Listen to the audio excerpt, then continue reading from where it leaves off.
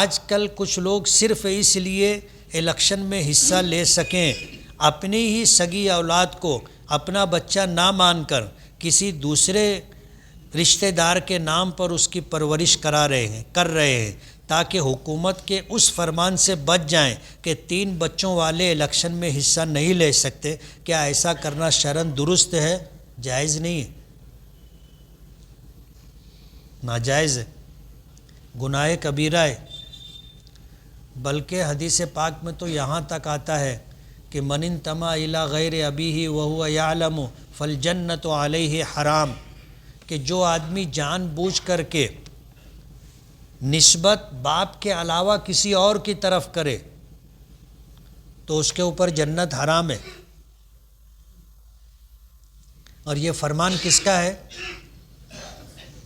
کسی مفتی کا فتویٰ نہیں ہے، یہ نبی کریم صلی اللہ علیہ وسلم کا ارشاد مبارک ہے اور حدیث ہے، بالکل 2 ٹوک صاف ستھری بات۔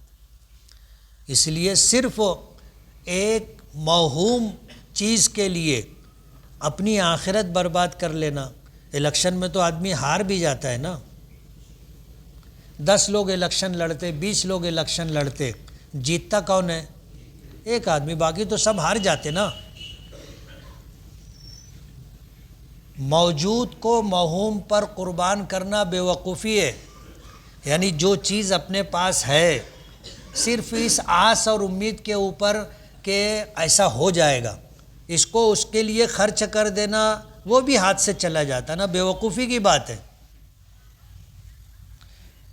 اس لیے اپنی اولاد کو کسی دوسرے کے نام پر کرنا، یعنی ولدیت میں اپنے علاوہ کسی اور کو باپ کی جگہ پر نام دینا حرام ہے۔